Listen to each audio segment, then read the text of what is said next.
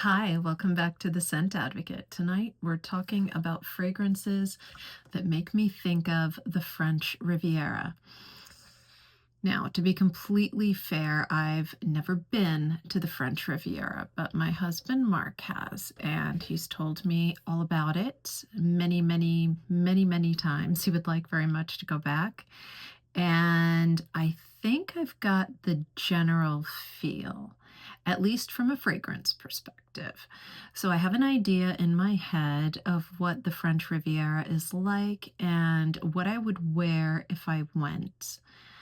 And when I think of the French Riviera, I think of the Côte d'Azur, I think of beautiful bougainvillea flowers kind of draped over doorways and, ancient kind of, I shouldn't say ancient, very old stone walls, cobblestone streets, beautiful sunny days, the rocky beach, historic villages, glamour, all of that, and it definitely paints a scent picture for me. And for those of you who've actually been, you can tell me if I get this right. So tonight I'm drinking a spritzer. It is club soda and orange juice, my absolute favorite. Okay, let's get right into it. So the first fragrance that makes me think of the French Riviera is Eau de Merveilles by Hermès. This fragrance is 100 ml. It's an EDT. It's a 2004 release, and I think I paid about $200 for it.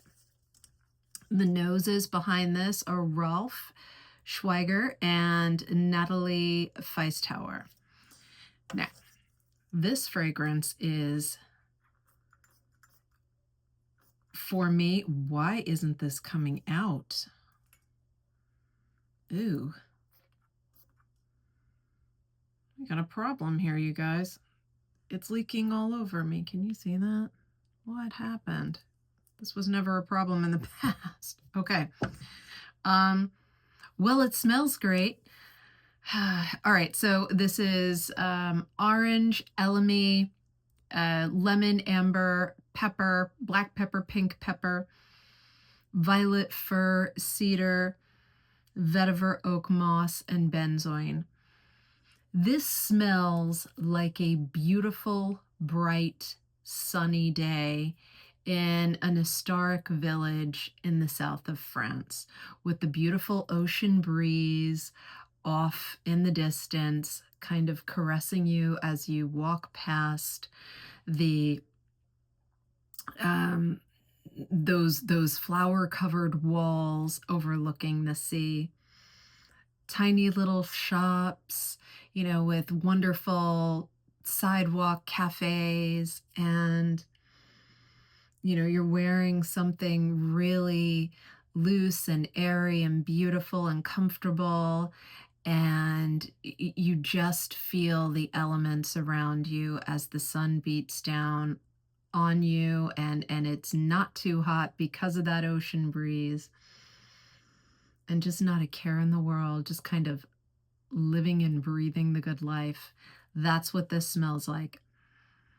I think some find this fragrance to be masculine leaning. I don't. This smells glamorous to me. Glamorous, like a very high-end vacation. Exactly what this is to me. And I think it can go either way. I think it's unisex. For me, this feels more feminine, but I do hear this described as masculine most of the time. This is an EDT. It is very, very strong, so be careful with it. I love this stuff so much. This is probably my third bottle. I definitely go through this. I just adore it. it is so uplifting, so happy, so positive, so sunshine in a bottle. Yeah, but absolutely, first class all the way. It is Eau de Merveille. Ha, there goes my great French again. Eau de Merveille by Hermès. Okay, moving on. We've got, let's do this one. Tom Ford's Neroli Portofino. This is an EDP. It's 30 mil. And it's a 2011 release. And this goes for about $200. This is a Rodrigo Flores Rowe fragrance. And the notes in this are bergamot, big time bergamot. Lots and lots of bitter citrus in this. Bitter orange, lemon, mandarin orange, lavender, rosemary, myrtle, African orange flower, neroli, lots of neroli, jasmine, amber, ambretta, angelica. I'm still getting to know this, but I will say this is just exactly what I would be inclined to wear if I were at the French Riviera. It is the epitome of that, citrus, Mediterranean citrus vibe. It's very sophisticated. I think the bitterness and the floral aspects of it coming together are just so sophisticated. It's like an Hermès scarf, just really nice, a little mature, a lot of fun, and, just oozing class. This smells expensive. And as much as I would love for it not to come down to that, I do hear that the French Riviera is a very, very pricey place to be. And this seems perfectly appropriate. Neroli Portofino by Tom Ford. Moving on, we've got another that I think smells pretty expensive. Creed Millésime Impérial. And this is, of course, a fragrance by Olivier Creed. This is a 100 ml EDP released in 1995, and it goes for about $500. The notes in this are bergamot, iris, lemon, mandarin, marine notes, musk, sea salt, woods. This is not a cologne fragrance, but if you like cologne, you'll probably like this. It's cologne adjacent. I think I've said that when I've described this before. Salt, fruit, and among the fruit, lots of citrus. This is supposed to be an aquatic, and it is, but it's the kind of salty citrus aquatic you'd expect to smell in the French Riviera. Exactly it. Also, a little on the, expensive smelling side. It is expensive, but it feels bright, airy, wonderful, perfectly at home in the various cities, I would think. It feels a little too formal for just kind of walking around a sleepy village in the French Riviera. So this would be more of like a Monte Carlo type fragrance, fine dining, things like that. In the French Riviera, I see the person wearing this, dressed leisurely, but expensive, very put together, on vacation, but definitely not taking it too easy. This person is there to be seen, and this will get you right where you want to be. It's the perfect accompaniment.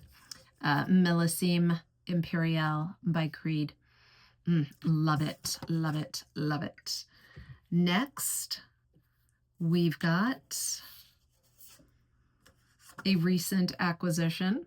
This is a 10 ml of Orange Taormina by Tom Ford. I'm still testing this, but I loved it so much, and I saw this travel size, I absolutely had to have it. I paid about $60 for it, and once again, it's 10 ml, it's an EDP, and it is a 2026 release, very, very new. And Flippo. So the notes in this are blood orange, green mandarin, lime, cardamom, bitter orange, orange blossom, floral notes, musk, patchouli, oak moss. It's orange. Now, obviously Taormina is not in the French Riviera. Who cares? It still works. It's gorgeous. It's, again, just more of that, you know, very glamorous, sun-drenched, perfect Saint-Tropez, you know, glamour meets beach perfection. A place where people say they go to play. You wear something like this. It's very unisex, as I think all of these have been thus far, yes. But I find this a somewhat unique orange. It's very, very orange and yet very wearable. It doesn't smell. It's almost linear. It's got a complexity to it. I think it's got to be the patchouli and the cardamom. The cardamom can sometimes be a little bit bitter for me. When I've bitten down on a pod, it's a little bitter. That's what I'm getting out of this. But at the same time, very fragrant, soft, powdery, spicy. You know, when you bite down on it, it's still got that beautiful spiciness to it, but at the same time, you're experiencing a bitterness from what feels like something you shouldn't be doing, you know, biting down on that pod. And you get that kind of two sides of the same thing, two very different sides of the same thing right here in this fragrance. Very complex, even though it's a pretty linear orange. Do I think it's worth the full bottle price? I'm not sure, especially because of this.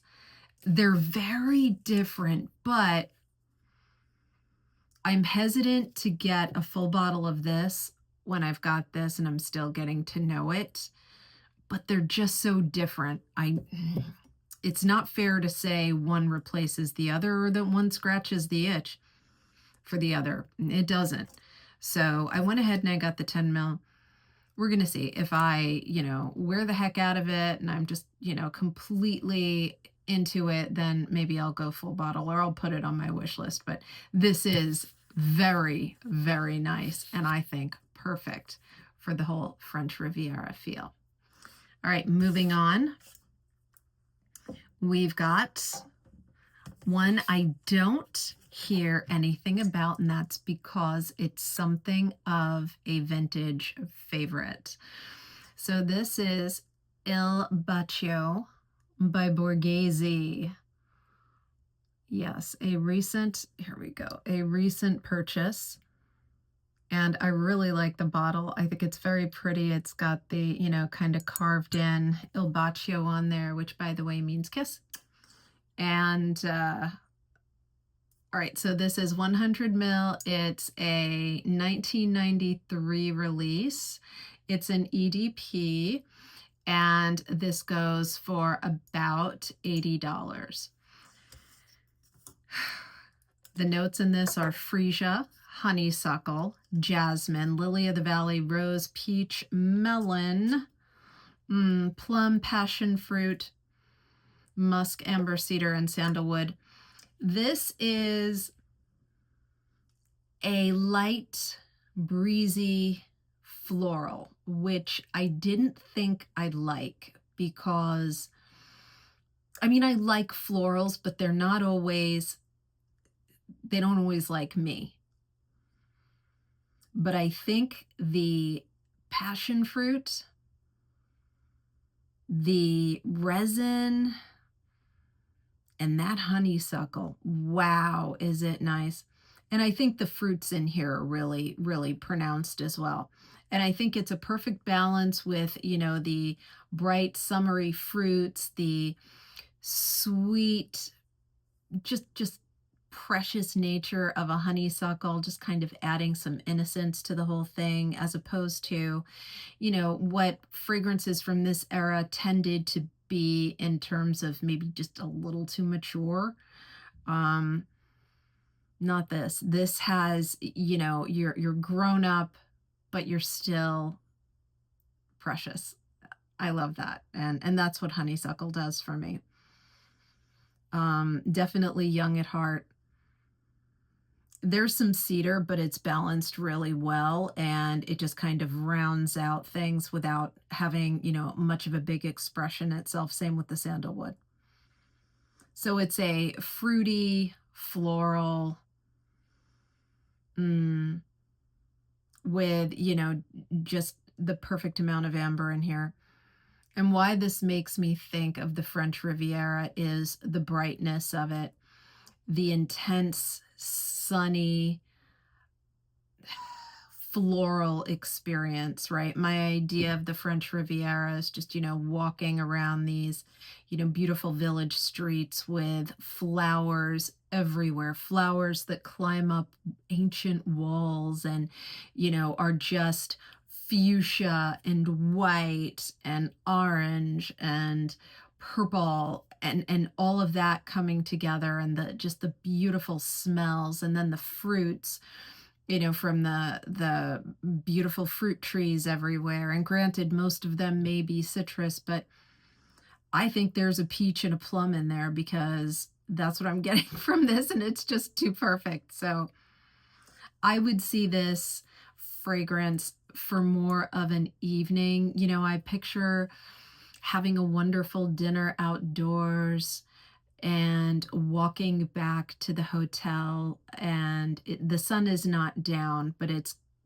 headed that way. And, you're just kind of walking off the meal, taking in the night air, soon to be night air, I guess, evening air, and having that breeze just sort of hug you. It's warm, it's beautiful, the flowers, all of it. You're satisfied from a great meal. This is the fragrance I'd wear. This feels perfect for that. I had never heard of this. I sampled it and fell in love immediately and had to have it. I thought the price was amazing. I haven't smelled anything quite like this. I really don't know much about Borghese or this fragrance, but it's a gem. I absolutely love it. And let me know if you know anything about Il Bacio by Borghese. Moving on, we've got next to the last fragrance. This is a classic. What a surprise. This is L'Oregon by Coty. Do this right. There we go. And as it turns out, this is pretty rare. It may have been, discontinued. Now, I like the look of the bottle. It looks vintage to me, and I'm going through a vintage phase. Much worse than you may realize. I've got a lot going on in the vintage acquisitions recently. We'll get to that in another video, but this actually inspired tonight's theme, the Riviera. So this is François Coty, is the nose behind it. This is 53 mils. It is a cologne. I paid $50 for it, and this is a 1905 release. Can you imagine? Oh, the notes in this are coriander, pepper, orange, peach, bergamot, spices, nutmeg, violet, orange, just on and on and on, coumarin, civet, cedar, musk, incense, jasmine, rose. Oh, this is a very sophisticated, warm, spicy citrus. But not just any citrus, it's an orange. And it's not the kind of orange you poke with cloves that I always talk about and you boil in wine. No, no. This is just an orange that if you've ever had an orange that's been grilled, like if you ever had I'm trying to think. Sometimes in restaurants, you'll get like a half of a lemon, and the idea is to squeeze it on like fish or something. Well, I've had that with oranges for other things. And what they'll do with the lemon sometimes, and also the orange, is they'll put it on the grill for a little bit, and it sort of caramelizes just a little bit, and it gives it almost a smoky spiciness. And it just adds so much depth. It's kind of like that. The coriander in this is exquisite, and I'm not a big coriander fan. I like it okay. I don't like cilantro. Cilantro, I just have like a horrible taste reaction to cilantro, but coriander, I don't mind at all. But I'm not a huge fan of coriander as a fragrance, but there is a coriander specific fragrance I have in my collection. I've talked about it before. And then there's this, which is coriander forward orange. And oh, so special. The smokiness comes from the incense, and it just feels like if I were on the French Riviera, at the French Riviera. Are you in it? Are you on it? Are you at it? What's the deal? Let me know. I hate bad grammar, and so I want to get that right. So my apologies for you grammar freaks out there. I'm one myself. I'm doing a bad job tonight. The image I have in my head is, again, that amazing meal, and it comes with one of these oranges that's been grilled, and it's warm and pulpy, and maybe there's coriander in the meal. It's not a savory fragrance. It's just so complex and not sweet, which with oranges, things can lean in that sweet direction. Not this. This is extraordinary. This is, dare I say, iconic. I can't believe I'd never heard of this before. Do you know anything about it? It's amazing. This is one of the most extraordinary fragrances I've ever experienced, and I just can't believe I stumbled on it, and here it is. I love it. It's incredible. L'Oregon by Coty. Fabulous. Okay, last but certainly not least, you had to see this one coming. This is Chanel number 19 Poudré. Yes, this is the one I tolerate really, really well. I enjoy it, I should say, a lot. The original Chanel number 19, I just did not click with, but this one changed everything for me. I adore it. So this is a 2011 release. This is an EDP. It's 100 ml, and it goes for about $185. This is Jacques Polge. This is galbanum, neroli, mandarin orange, iris, jasmine, vetiver, musk, tonka bean. So it's got that bitter citrus thing going on, and the galbanum kind of adding to that bitterness. What's interesting is I don't get bergamot in this, but I do get the neroli, and I find that a lot of times bergamot and neroli together can be too much, but I feel like they did it right in this because the neroli with the galbanum is plenty, and the iris softens it up. There, even the vetiver can come across as a little bit bitter to me sometimes, but the addition of the iris, the tonka bean as well, just smooth it out and make it much more approachable and less of a bitter green. And I think the bitter green was just too much for me in the original.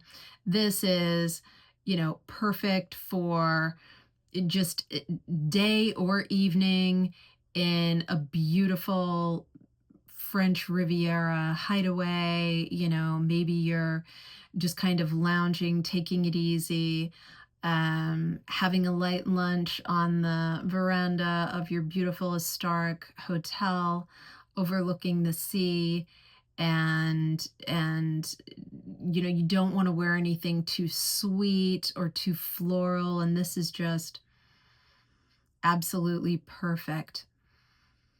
It's very it's a very easy blend into your skin. I find that if I perspire a little bit, just a little bit of a shine, little glisten, this is fantastic, as many of these are, but a very easy reach. And I think, if you could only take one or two fragrances on your trip, heaven forbid, to the French Riviera, this should be one of them. Without question, this is Chanel number 19 Poudré. All right, let me know what you thought of the lineup. Did I get it right? Did I get it wrong? And what didn't I mention that I should have? And have you been to the French Riviera? If you have, let me know. Do you recommend going? I'd love to hear all about it. Okay. If you're not yet a subscriber, please consider subscribing. If you like the video, please give me a thumbs up, and I'll see you in the next one. Bye.